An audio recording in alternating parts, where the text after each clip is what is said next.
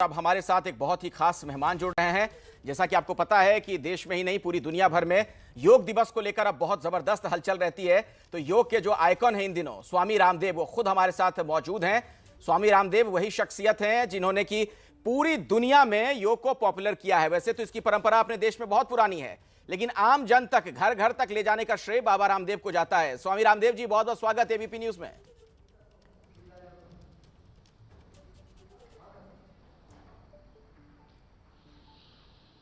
बहुत बहुत प्रणाम अखिलेश भाई आपको। और आप भी योगी पत्रकार हैं और मैं चाहता हूं कि हमारे यहाँ सारा मीडिया, विधायिका, कार्यपालिका, न्यायपालिका और घर घर में योग हो, योगी परिवार हो, योगी समाज, योगी राष्ट्र और योग में भारत, योग में विश्व हो और सब निरोगी बने। हेल्थ, वेल्थ, पीस और हार्मनी, यूनिटी योग के जरिए सबको प्राप्त हो। इस संकल्प के साथ व्रत लेना चाहिए हमें इंटरनेशनल योग डे पर कि एक दिन नहीं, हर दिन योग करेंगे जी। अच्छा स्वामी जी, पहले एक बात बताइए, योग के बारे में तो आपसे बातचीत होगी, लेकिन जरा मुझे ये बताइए कि ये सुबह 4 बजे से लेकर लगातार जो आप योग करते रहते हैं, ये इतनी ऊर्जा कहां से लाते हैं? क्या इसके पीछे कि मोटिवेशन क्या है आखिर, कि ऐसे इतने एक्टिव आप कैसे रह लेते हैं?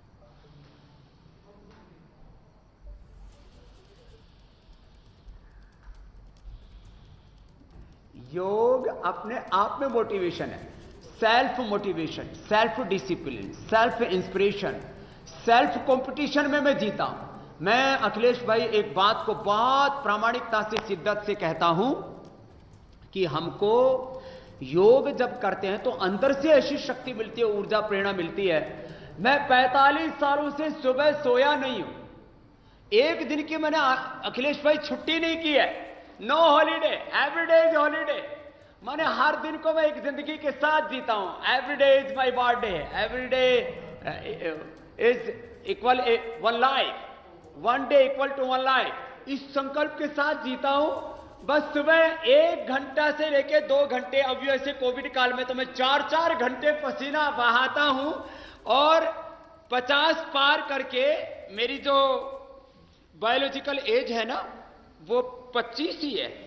माने मेरा लीवर, मेरी किडनी, मेरा हार्ट, मेरा ब्रेन, मेरी हड्डियां, मेरी मांसपेशियां, मेरा स्किन का कोलेजन वो बच्चों जैसा है। मैं भस्त्रिका, कपालभाति, बाह्य प्राणायाम,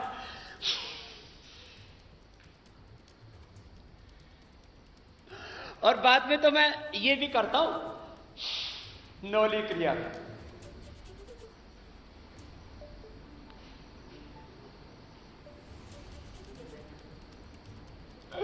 फिर अग्निसार करता हूं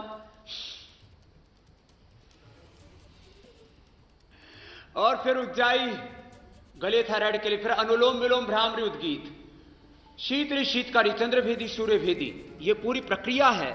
और रोज कम से कम 100 बार दंड बैठक, 100 से लेकर 500 बार दंड बैठक, कम से कम 10 बार से लेकर के 50 बार सूर्य नमस्कार, और आनंद में रहता हूं और कभी थकता नहीं। मेरा हीमोग्लोबिन 17.5 है, मेरा बीपी, मेरा शुगर, मेरा थायराइड एब्सोल्युटली 100% राइट है।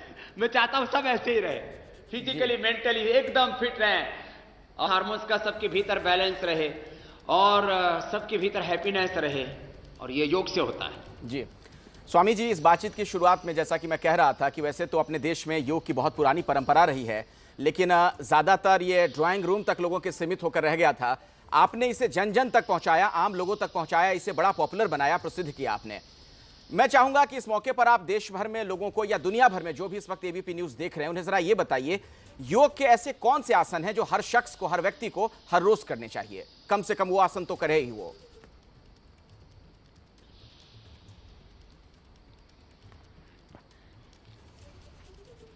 मैं चाहता हूं कि सब खड़े हो जाओ बच्चों। सूर्य नमस्कार से शुरुआत करते हैं। आज मेरे साथ यहां पर हमारे सन्यासी भी हैं, हमारे ब्रह्मचारी और छोटे बच्चे भी हैं, और छोटे बच्चों से लेकर के बड़ों तक को कम से कम ये सूर्य नमस्कार, जब ये छोटे छोटे बच्चे कितना अच्छा करते हैं, 1 2 3 4 5 6 7 8 9 10 11, 12। सूर्य नमस्कार के ये 10 अभ्यास 2 से 3 मिनट में हो जाते हैं और इससे हमारे सारे केमिकल्स और हार्मोन्स का बैलेंस हो जाता है। डीजनरेट सेल्स रिजुवनेट हो जाते हैं। इससे हमारा पूरी बॉडी का, माइंड का, थॉट्स, इमोशंस का, सोल का ट्रांसफॉर्मेशन होता है, पूरा एक्सप्रेशन होता है और इससे पूरी फिटनेस तो रहती है। और लगातार ऐसा करने से सारे लाइफस्टाइल डिजीज, जेनेटिक डिजीज, यहां तक कि क्रॉनिक इनक्योरेबल डिजीज से भी हम मुक्त हो जाते हैं। ये महिमा है सूर्य नमस्कार की। तो सूर्य नमस्कार कम से कम 5 से 10 बार से सबको शुरू करना चाहिए। फिर जो है ताड़ासन, तिर्यक ताड़ासन, वृक्षासन, त्रिकोणासन, कोणासन, पादहस्तासन, कुछ ऐसे आसन खड़े होके, कुछ आसन बैठ के, कम से कम 2-3 आसन खड़े होकर के कर लें, 2-3 आसन बैठ के कर लें, 2-3 आसन उल्टे लेट के, 2-3 आसन सीधे लेट के कर लें। ऐसे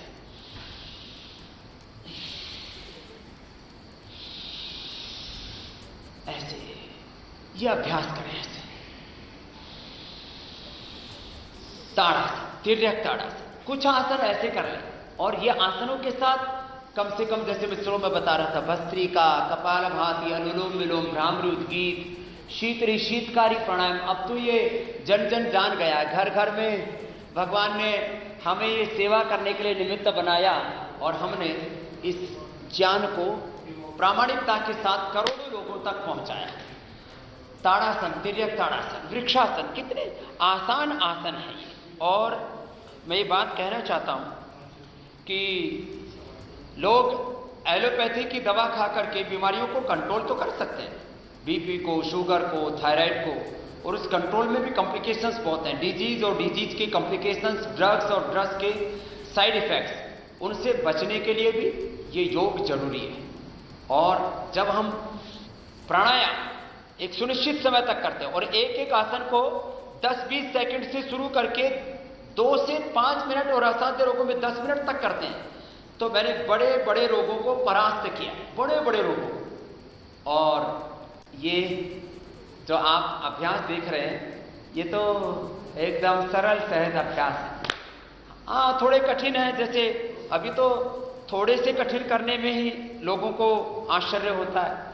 अब इससे भी कठिन है, जो है आरती जी आप कठिन करके दिखाओ, ध्वजासन करो और वो करो, बेटिया आप भी करो, नटराज आसन करो। अब ये कठिन कठिन आसन, फिर आगे पीछे पूरे शरीर को मोड़ देना, ये तो बच्चों के लिए, लेकिन ये तो एक बच्चे की माँ है जो आरती जी कर रही है। ध्वजासन है, गरुड़ासन है, और आप नटराज आसन करो, नटराज आसन है। ऐसे कठिन कठिन आसन भी बच्चों को करने चाहिए। तो ये कठिन आसन थोड़ा आयु के साथ साथ फ्लेक्सिबिलिटी कम हो जाती है। अब इतनी फ्लेक्सिबिलिटी तो नहीं होगी जितनी आरती जी में, जितनी इन बच्चों में है, लेकिन वक्त के साथ साथ जो है फ्लेक्सिबिलिटी भी बढ़ती जाएगी। और जैसे हम अभी करवा रहे थे, ऐसे फिर धीरे धीरे पहले थोड़ा थोड़ा झुकेंगे, फिर आगे झुकेंगे। अब जैसे पूरे झुक गए हमारे बच्चे यहाँ पर, ये भूनमन आसन कर दिया।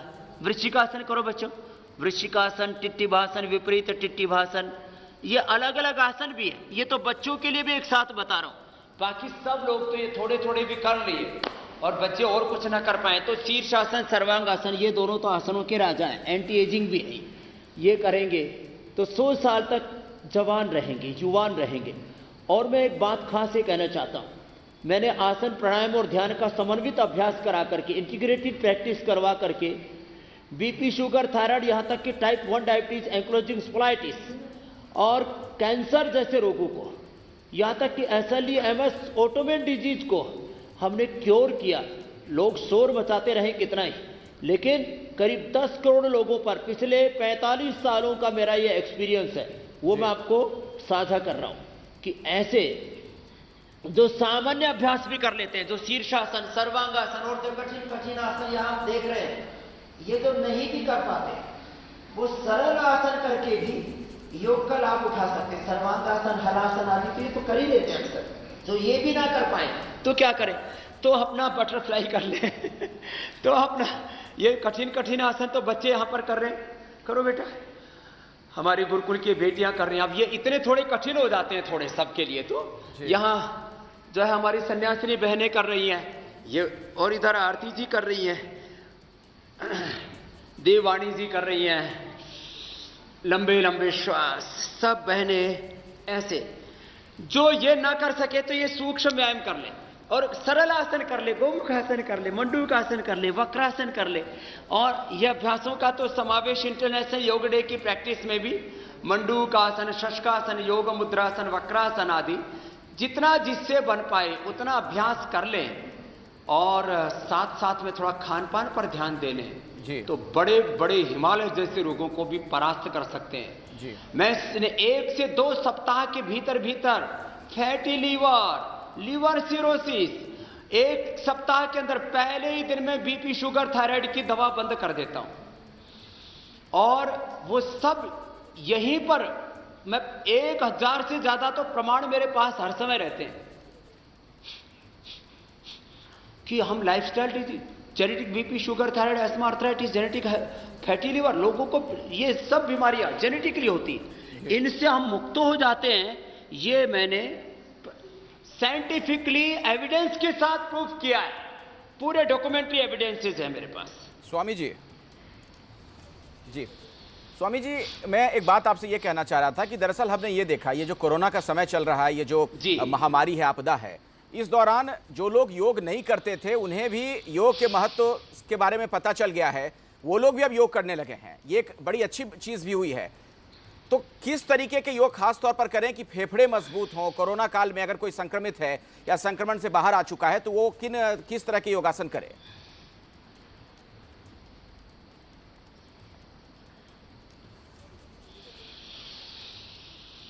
तो देखो, ये मंडूक आसन और शशकासन तो ये तो मैं अगला एक कोर्स बता दूंगा 5-7 आसनों का, जो पेट के लिए, डायबिटीज के लिए, शुगर के लिए। और शुगर के पेशेंट इससे अपने दवाइयां एलोपैथी की उनकी बंद हो जाती है, इंसुलिन छूट जाता है, मैंने ये देखा है। वो ये तो कोर्स बाद में बता देंगे। आपने जो पूछा पहले 5 आसन वो बता देता हूं। फेफड़ों के लिए चलो उष्टासन करते हैं सभी। ये तो कठिन कठिन आसन तो बहुत है, वो तो प्रतीकात्मक मैंने सिंबॉलिक थोड़ी से करवाए। ये उष्टासन ही करने ऐसे, ये उष्टासन, अर्धोष्टासन, इससे फेफड़े पूरे खुल जाते हैं। मकरासन, अब ये तो पूर्ण उष्टासन कर लेती है बेटियां, तो उष्टासन, पूर्ण उष्टासन, मकरासन, भुजंगासन, सलभासन, पूर्ण सलभासन, प्रसृत हस्त, वृश्चिकासन, वो आयु वर्ग के हिसाब से कर ले। फेफड़े इतने स्ट्रांग हो जाएंगे, मैं कहता हूं ऐसा सुरक्षा चक्र तैयार हो जाएगा। जिनको लगवानी है या लगवा लें डबल डोज वैक्सीनेशन की, और योग आयुर्वेद की डबल डोज और ले ले, तो ऐसा सुरक्षा चक्र तैयार होगा। योग आयुर्वेद ऐसा ब्रह्मास्त्र मिल जाएगा कि कोरोना क्या और तमाम बीमारियां हैं। लोगों की कोरोना में मौत हो रही है बीपी, शुगर बढ़ने से, वेट बढ़ने से, रेस्पिरेटरी सिस्टम जैसे आपने कहा वीक होने से, हार्ट वीक होने से, नर्वस सिस्टम कमजोर होने से, इम्यूनिटी वीक होने से। तो ये जो अभ्यास करेंगे, जो अभी हम बता रहे हैं, उष्ट्रासन से लेकर के मकरासन, भुजंगासन, सर्वासन, मर्कटासन आदि, इससे हम अपने आप को पूरी तरह से प्रोटेक्ट कर पाएंगे और हम आत्मनिर्भर बन पाएंगे। इसलिए मैं तो चाहता हूं इंटरनेशनल योग डे पर खाली एक दिन योग नहीं, हर दिन योग करने का व्रत ले। योग का व्रत, यज्ञ का व्रत, आयुर्वेद का व्रत, प्रकृति का व्रत, स्वदेशी का व्रत, अपनी आध्यात्मिक जीवन पद्धति को अपनाने का व्रत ले लें। ये भुजंगासन के 2 अभ्यास, और तीसरे में तो ऐसे करते हैं तो इससे एक साथ हमारे फेफड़े भी अच्छे होते हैं, रीढ़ की हड्डी भी अच्छी होती है, पूरा सिस्टम हमारा अच्छा होता है। एलोपैथी सिम्टोमेटिक ट्रीटमेंट है, ये सिस्टमिक ट्रीटमेंट है। ऐसे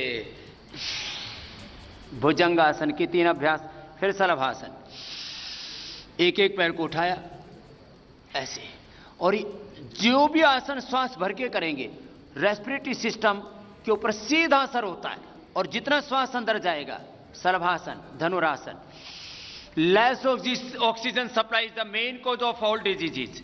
अभी लोगों को ऑक्सीजन का ज्यादा पता लगा है, जब से लोगों को ये महसूस हुआ कि ऑक्सीजन लेवल नीचे गया तो जान जोखिम में पड़ सकती है। इसलिए अब सब लोग ये अनुभव कर रहे हैं कि भाई ये तो डेली करना ही चाहिए प्राणायाम, तो ऑक्सीजन का लेवल नीचे आएगा ही नहीं कभी, और फेफड़े हमेशा के लिए अच्छे रहेंगे। खाली कोरोना से बचने के लिए नहीं, हमेशा जिंदगी में स्वस्थ रहने के लिए भी फेफड़ों का स्वस्थ होना जरूरी है। तो ऐसे ये अभ्यास करके अंत में ऐसे मरकटासन कर लें, तो इससे फेफड़े भी मजबूत रहेंगे, साथ में प्राणायाम कर लें, गिलोय तुलसी का जूस पी लें। और प्रकृति ने जो हमें आंवला, एलोवेरा, गिलोय, तुलसी, नीम कितने सुंदर सुंदर वरदान दिए हैं, और अपने ऋषियों ने कितना ऊंचा ज्ञान दिया है, इतना ऊंचा योग, आयुर्वेद का, नेचुरोपैथी का, वेदों का ज्ञान होते हुए लोग बीमारियों से परेशान रहे तो बड़ी हैरानी होती है। जी अखिलेश भाई। जी स्वामी जी, एक चीज और भी है, चूंकि मैं कोरोना का बार बार इसलिए जिक्र कर रहा हूं क्योंकि अभी हम सभी लोग उसी से परेशान हैं, पूरी दुनिया त्राहिमाम है। एक चीज और देखने को मिली इस बार कोरोना के दौरान कि जमकर स्टेरॉइड से लेकर जो ब्लड थिनर है, इस तरह की दवाओं का भी लोगों ने इस्तेमाल किया। क्या वाकई में ये दवाएं इतनी आवश्यक हैं इंसान के स्वस्थ होने के लिए, कोरोना को ठीक करने के लिए, या कुछ योग के ऐसे आसन आप बताएंगे अगर इंसान करता रहे अभ्यास में लगातार तो उसे इसकी आवश्यकता ही नहीं पड़ेगी?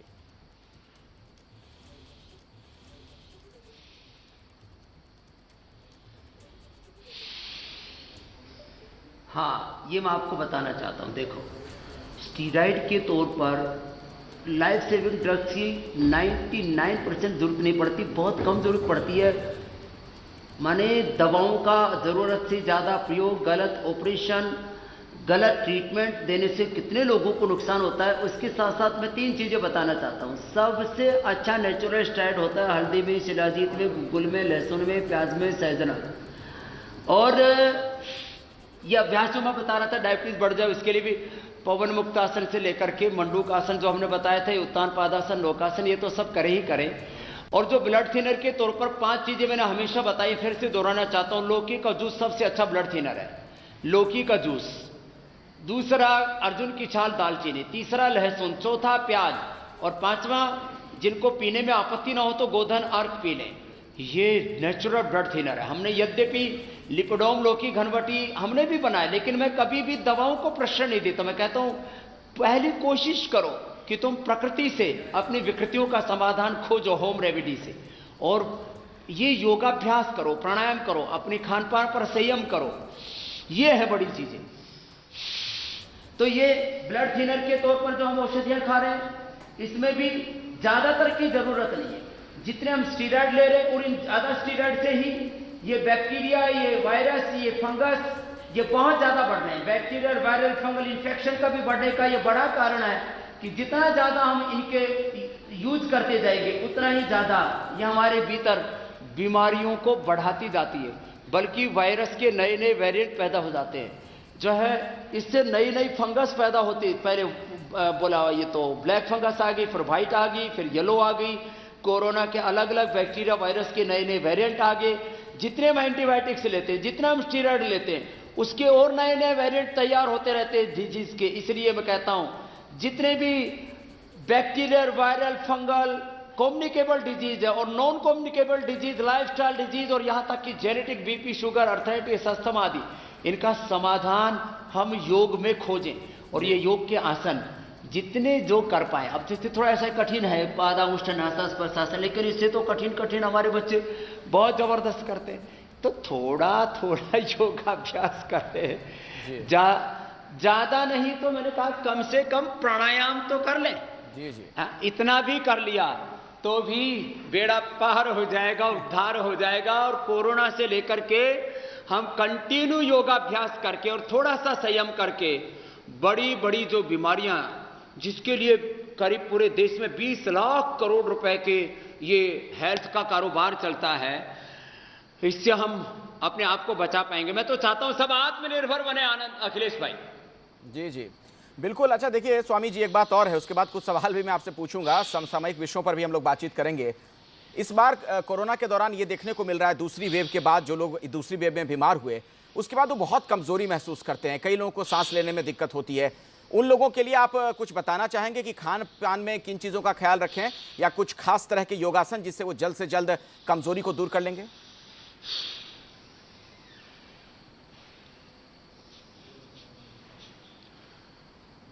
भस्त्रिका, कपालभाति से डाइजेशन बहुत अच्छा आता है। सर ये सभी कपालभाति करें और जीरा, धनिया, मेथी, अजवाइन, सौंफ का पानी पिए। एक एक चम्मच रात को भिगो दे और सुबह पी ले। आंवला, एलोवेरा, वीट ग्रास पिए, इससे पित्त का भी प्रशमन हो जाएगा। सर्वकल्प काढ़ा पी ले या लिवोग्रिट, लिवामृत ले ले, पेट एकदम फर्स्ट क्लास हो जाएगा। अब कमजोरी के लिए कपालभाति के साथ साथ डाइजेशन इससे अच्छा होगा। डाइजेशन अच्छा होगा तो जो खाए पिएंगे उस शरीर में हजम होगा। फिर अनुलोम विलोम करने से भी कमजोरी रिकवर होती है। अब 5 ड्राई फ्रूट मैं हमेशा बताता हूं, बड़े जबरदस्त हैं। आपको आश्चर्य होगा, कभी कभी मैं पूरे दिन खाना नहीं खाता हूं, मात्र 5 खजूर। आज भी मेरा यही हाल है और कल भी ऐसा ही रहने वाला है। 5 खजूर, 5 मुनक्का, 5 अंजीर, 5 बादाम, 5 अखरोट। बादाम, अखरोट, खजूर, मुनक्का, अंजीर, ये पांचों ड्राई फ्रूट 5-5 भी ले लें तो ये पूरा नाश्ता है। और इसमें इतने न्यूट्रिशन है, इसमें इतनी ताकत है। मैं आपके सामने बैठा हुआ हूं, सुबह से योग कर रहा हूं और शाम तक करूंगा आज, क्योंकि मुझे सबको इंटरनेशनल योग डे पर प्रसाद देना है, ज्ञान का, योग का। पूरी तरह से एनर्जाइज रहता हूं। और हरी सब्जियां ज्यादा खाएं। सुबह अनार, गाजर, चुकंदर का जूस पी लें। यदि हो सके तो थोड़ा अंकुरित ले लें। पहले थोड़ा सलाद और फल खाएं, बाद में पका हुआ खाएं। खाने के 1 घंटे बाद पानी पिए। खुश रहें। खुश रहने से भी हमारी ऊर्जा का स्तर बढ़ता है। हैप्पीनेस ये बहुत बड़ी चीज है अच्छी हेल्थ के लिए। तो ये अनुलोम विलोम करें जी स्वामी जी। और कमजोरी के लिए हाँ। देखो, एक ये वक्रासन भी करना, ये बड़ा अच्छा है जी। वक्रासन या अर्धमत्स्येंद्रासन। और जी नहीं, ये योगासन तो आप दिखाते रहिए दर्शकों को, लेकिन जरा स्वामी जी ये भी बताइए, चूंकि एक ऐसा मौका है जिस पर तमाम दर्शक आपसे ये भी जानना चाहेंगे, आपकी अपनी क्या दिनचर्या होती है? चूंकि आप एक योगा के आइकॉन हैं, आप किस तरीके से अपने रूटीन को मेंटेन करते हैं? क्या खान पान में किन बातों का ख्याल रखते हैं? कब आप सुबह उठ जाते हैं? कितनी देर नींद लेते हैं? लोग जानना चाहेंगे, जरा बताइए आप, बड़ा कौतूहल है। मेरी 45 सालों की अखिलेश आनंद भाई दिनचर्या ये है। मैं सुबह 4 बजे उठ जाता हूं, कभी कभी 3:30 बजे भी उठ जाता हूं यदि जल्दी सोने को मिल जाए, अर्थात 10 बजे से पहले सो जाऊं 9:30 बजे। वैसे करीब 10 से 11 बजे के बीच मुझे को सोने को मिलता है। तो मैं 4 बजे उठ जाता हूं, उठ करके पानी पीता हूं और आंवला, एलोवेरा, गिलोय ये मेरी दिनचर्या है। इससे ये बहुत जबरदस्त एंटी एजिंग है। इससे मेरी आंखों पर चश्मा नहीं आया, मेरे बाल नहीं झड़े देखो। और इससे मेरी ऊर्जा बहुत अच्छी रहती है। जो आप एनर्जी पूछ रहे थे, पॉजिटिविटी के साथ, सेल्फ इंस्पिरेशन के साथ, ये आंवला, एलोवेरा, गिलोय, तुलसी, नीम ये बहुत अच्छी चीजें। इन 5 में से जो भी 2-3 चीजें मिल जाती मैं ले लेता हूं। आपको शायद आश्चर्य होगा, मैंने लगभग 25 साल तक अनाज नहीं खाया है। तो सुबह सुबह मैं क्या लेता था? यही जो आपको ड्राई फ्रूट बता रहा था, थोड़ी थोड़ी मात्रा में। और कभी सेव ले लिया, कभी अनार ले लिया, कभी थोड़ा सा दही ले लिया, बस इतना सा। मैं ये पराठा भाती नहीं करता कपाल भाती के साथ। कुछ लोग तो यही कार्यक्रम करते रहते हैं, एक तरफ से किया फिर दूसरी तरफ से किया। और मैं हमेशा नेचुरल फूड खाता हूं और नेचुरल लाइफस्टाइल को अडॉप्ट करता हूं। रात को दही छाछ नहीं खाता। और एक बात बताना भी चाहता हूं सबको, सुबह सबसे अच्छा होता है दही, दोपहर को छाछ और रात को दूध पीना चाहिए। खाने के 1 घंटे बाद पानी पीना चाहिए। ऐसे ही मैं करता हूं। और मैं शाकाहार में भी सबसे ज्यादा शाक, सब्जियां, फल। आजकल वीगन की बात करते हैं तो मैं वीगन तो नहीं हूं, क्योंकि मैं दूध लेता हूं और गाय का घी लेता हूं। और जो हमारी गाय हैं वो 15 से लेकर के 25 किलो तक दूध देती है। बछड़े को भी पूरा देते हैं बाद में, तो सभी एक दूसरे की सेवा के लिए। तो खैर, मैं पूर्ण रूप से शाकाहार में भी विशेष करके अंकुरित फल, शाक, सब्जियां इसको ज्यादा लेता हूं। तो मैं सबसे आह्वान करूंगा कि आप जितना हो सके पौष्टिक आहार लें, कम खाएं, मिला जुला खाएं। माने एक जैसी दालें नहीं, एक जैसे अनाज नहीं, एक जैसे तेल नहीं। जितना हो सके आप मिश्रित अनाज लें।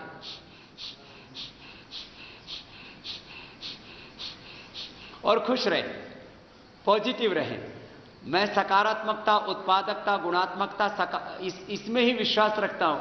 और मैं मानता हूं कि माना कि कुछ लोग तो आपका हमेशा विरोध करेंगे, तो भगवान रामकृष्ण का भी किया तो हमारी तो औकात क्या है।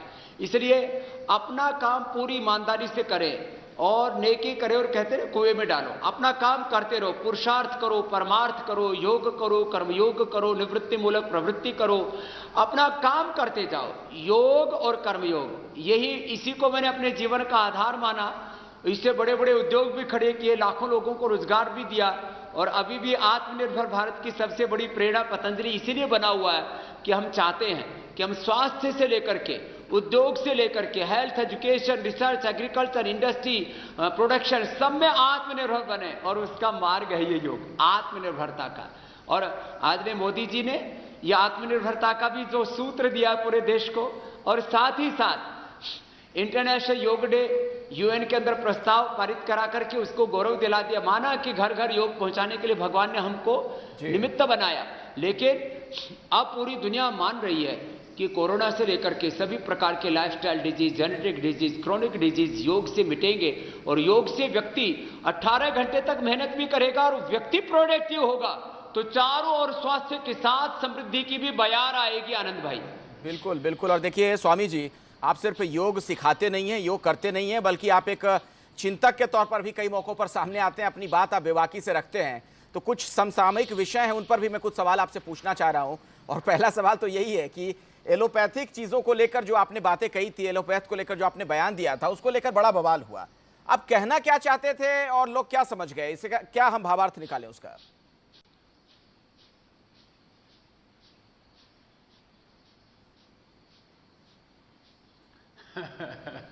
उसका भावार्थ, उसका तात्पर्य एक ही है अखिलेश भाई। एलोपैथी में बीमारियों का कंट्रोल है।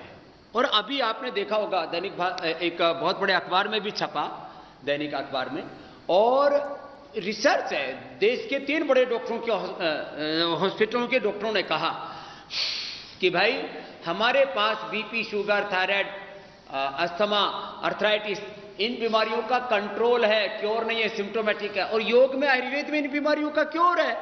और हमने लाखों करोड़ों लोगों की बीमारियां क्योर कर दी हैं। फैटी लिवर का हमारे पास क्योर है। हमारे पास में अब हम सर्वकल्प के कोई भी घर में बना सकता है। भूमि आंवला पुनर्नवा मकोई अपने घर में बना लो, पतंजलि का लेने की जरूरत ही नहीं।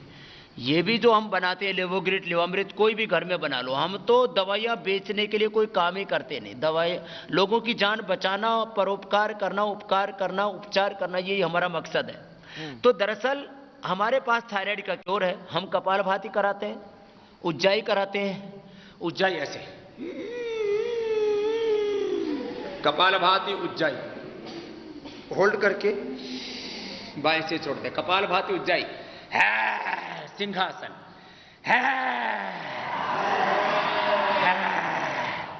कपालभाति, उज्जाई, सिंहासन, सर्वांगासन, हलासन, ये पॉइंट दबा देते हैं। और जीरा धनिया का पानी उबाल करके सिंगाड़े का आटा खाने के लिए बोलते हैं। अभी तो हमने थायरोग्रिड भी बना दी। मैं कहता हूँ थायराइड क्योर हो जाता है, वो कहते हैं कंट्रोल ही होता है। वो कहते हैं फैट लिवर ठीक नहीं होता, मैं कहता हूँ भूमि आंवला पुनर्नवा बकोई पी लो, कपालभाति कर लो, ये क्योर हो जाता है। वो कहते हैं अर्थराइटिस क्योर होता है, मैं कहता हूँ पेडानिल, ऑर्थोग्रिड खा लो और कपालभाति, अनुलोम विलोम आधा घंटा कर लो, अर्थराइटिस क्योर हो जाता है। और क्योर करके दिखाया हमने। मेरे पास करीब 10 करोड़ लोगों के प्रमाण है। दरअसल इन लोगों ने पहले आयुर्वेद को सूडो साइंस कहा। इन लोगों ने आयुर्वेद को ये कहा कि इसमें कोई साइंस नहीं है, ये तो खाली ऐसे त्रिफला चूर्ण है पेट साफ करने का, सर्दी जुकाम होगी तो त्रिकोटा ले लो, बस ये चीजें।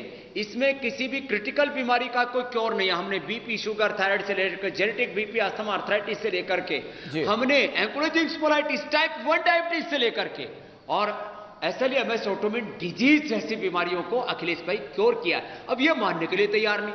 हमने कहा हमने पूरा साइंटिफिक रिसर्च किया, 1000 से ज्यादा रिसर्च पेपर छापे, 500 से ज्यादा साइंटिस्ट, 500 करोड़ से ज्यादा रिसर्च में खर्च किया, 5000 करोड़ आगे आने वाले समय में खर्च करेंगे।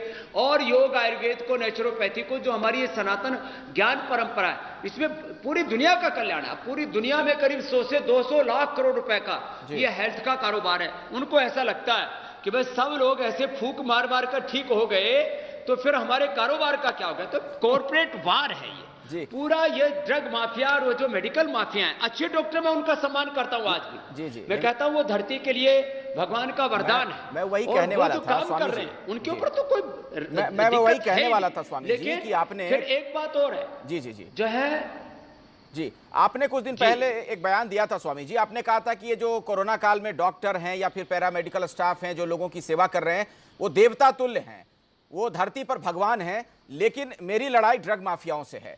मेरा सवाल यह है स्वामी रामदेव जी कि अगर ड्रग माफिया निरंकुश होते जा रहे हैं, अगर उनकी इतनी चल रही है, तो उसके लिए फिर जिम्मेदार कौन है? उस पर कंट्रोल करने का काम प्रशासन का या फिर सरकारों का ही तो है?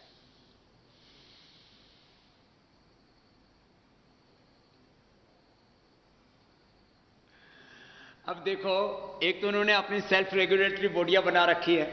अब मैं उनके ऊपर तो अभी कुछ कहूंगा नहीं, किसी नए विवाद का जन्म हो जाएगा नहीं तो अखिलेश भाई अभी लेकिन एक बात तो ये कहूंगा कि अपनी सेल्फ रेगुलेटरी बॉडी जो इन्होंने बना रखी है, वो इधर उधर की पॉलिटिक्स ना करके वो अपने डॉक्टरों को ये बताए कि भाई आप गैर जरूरी दवा, गैर जरूरी ऑपरेशन, गैर जरूरी हॉस्पिटल में एडमिशन और गैर जरूरी परीक्षण, और कई तो 25 से 50% तक उसमें कमीशन लेते हैं। एक एक आदमी का 5-5, 10-10, 15-15 लाख का बिल बन जाता है, और कई बार तो उसके बाद भी बीमारी ज्यों की त्यों, और कई बार तो साथ में अपने परिजनों का शव आता है।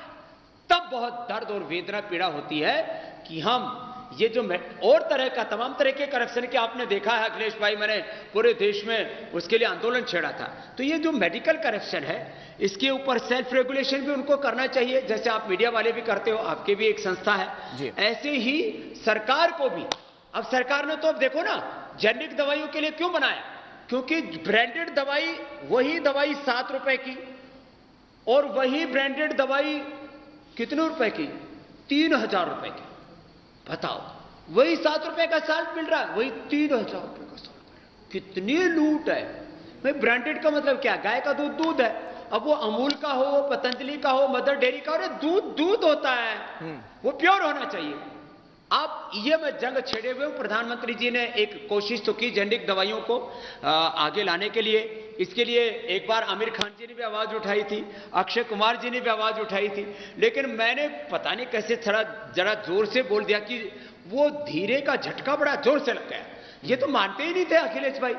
आप देखो, करीब 80 से 90% एलोपैथी के डॉक्टर, कोई आयुर्वेद का कोई त्रिफला भी खा रहा हो, कोई जैसे मैंने सरुकल बोला, कायकर बोला, लिवोग्रिट, लिवामृत, मधुनाशिनी, मधुग्रिट, बीपी ग्रिट, ऐसे कोई थायरोग्रिट, कोई जड़ी बूटी उबाल के पी रहा हो, बोले क्या है बकवास कर रहे हो, खाली एलोपैथी की दवा खानी है। ये सब, ये विवाद यहां से पैदा होता है कि आप एक दूसरी साइंस को नीचा क्यों बताते हैं। आप लाइफ सेविंग ड्रग आपके पास है, सर्जरी आपके पास है, जब बहुत जरूरी हो तो लाइफ सेविंग ड्रग लो, बहुत जरूरी हो तो सर्जरी कराओ, लेकिन मैं कहता हूं 90 से 99% आप सर्जरी को भी अवॉइड कर सकते हो। दवा डॉक्टर को भी, स्वामी रामदेव को भी की भी जरूरत नहीं है, या पतंजलि योगपीठ में भी आने की जरूरत नहीं है। सब आत्मनिर्भर बनो। परमात्मा ने, प्रकृति ने सबको अपरिमित ज्ञान, शक्ति, संवेदना, सामर्थ्य दिया हुआ। अखिलेश भाई, ठीक है स्वामी जी, अब अगला सवाल है आपसे। अब एक बयान की बड़ी चर्चा आजकल हो रही है। असम के सीएम का जो बयान है, उन्होंने जो बात कही है कि 2 से ज्यादा बच्चे हुए तो सरकारी योजनाओं का लाभ नहीं। क्या आप इस बयान से इत्तेफाक रखते हैं? क्या ऐसा होना चाहिए? क्या यह कानून बन जाए सही होगा?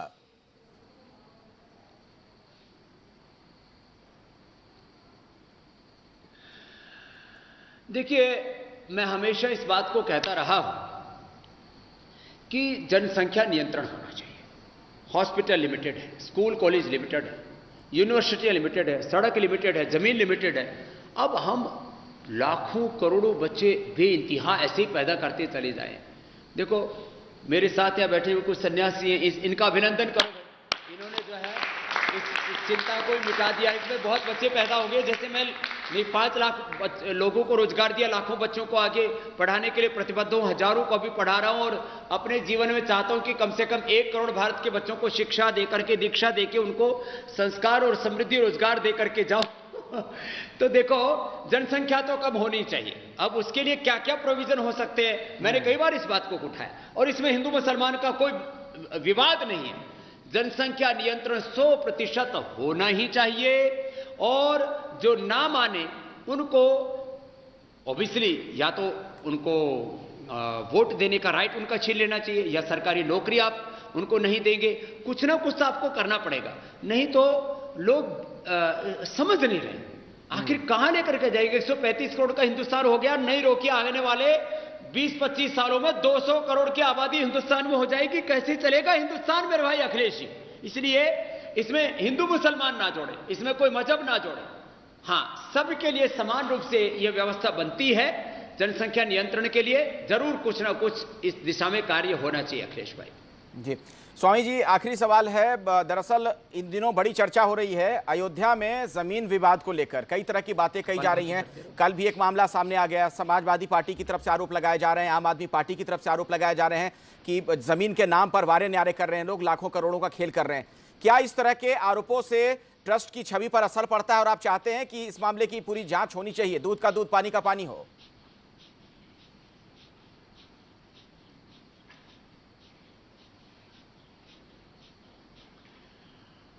दरअसल भगवान राम मात्र एक व्यक्ति नहीं है, वो भारत की संस्कृति, वो हमारी मर्यादा है, वो हमारे जीवन का आचरण है, वो आदर्श माता हैं, वो आदर्श पिता, आदर्श राजा हैं, और वो हम करोड़ों करोड़ों भारतीयों के आराध्य हैं। इसलिए भगवान राम के प्रति जो हमारी आस्था है, उस पर किसी भी तरह का कोई प्रश्न उठता है तो मन में बड़ी वेदना होती है। इसलिए मैं आश्वस्त हूँ कि विश्व हिंदू परिषद से लेकर के, आरएसएस से लेकर के, और राम जन्मभूमि जो मंदिर न्यास है, वहाँ के सभी महापुरुष और हमारे वहाँ के पूज्य स्वामी, हमारे कोषाध्यक्ष गोविंद देव गिरी जी महाराज, सब बड़े प्रामाणिक महापुरुष हैं, बड़े सच्चितापूर्ण जीवन उन्होंने जिया है। तो इसमें जो भी भ्रांति के बादल आए हैं, इसको जल्दी ही वो छाट देंगे, मुझे ऐसा विश्वास है। और जो कई तरह के प्रश्न और प्रतिप्रश्न उठ रहे हैं, इन सब का अंत होगा। और राम मंदिर मात्र एक मंदिर नहीं है, वो अपने अस्मिता और अपने स्वाभिमान के प्रति, अपने निजता के गौरव के प्रति लोगों को प्रेरित करना है। जो आत्मग्लानि, आत्मस्मृति आगे उससे बाहर निकालने का काम है। तो मैं मानता हूं कि इस तरह के विवाद नहीं होंगे, उतना ही ज्यादा श्रेयस्कर होगा। और भगवान राम, भगवान कृष्ण, हम अपने गौतम, कणाद, जैमिनी, पाणिनि, पतंजलि, बुद्ध, महावीर, मैं तो साझी संस्कृति में विश्वास रखता हूं। हम सब मिलजुल करके स्वस्थ रहते हुए, अपने आप को उभारते हुए, आत्मनिर्माण करते हुए योग से इस राष्ट्र का निर्माण करें और अपने आंखों के सामने वो भारत बनाएं जो पूरी दुनिया में सबसे ज्यादा शक्तिशाली हो, आर्थिक दृष्टि से भी और आध्यात्मिक दृष्टि से भी। और इसके लिए मैं तो सबसे कहूंगा, सुबह कम से कम इस बार के इंटरनेशनल योग डे पर योग करने का व्रत लें, स्वदेशी का व्रत लें, और जीवन में सच्चाई के पथ पर चलने का व्रत लें कि मैं इस देश के लिए कुछ अच्छा करके जाऊं, जिससे आने वाली पीढ़ियां मुझसे प्रेरणा ले सके। अखिलेश भाई, बहुत बहुत शुक्रिया, बहुत बहुत धन्यवाद स्वामी रामदेव जी हमारे साथ जुड़ने के लिए। और ये जो आपने योग को जन आंदोलन बना दिया, इस पथ पर आप निरंतर यूं ही बढ़ते रहें, हमारी यही मंगल कामना है।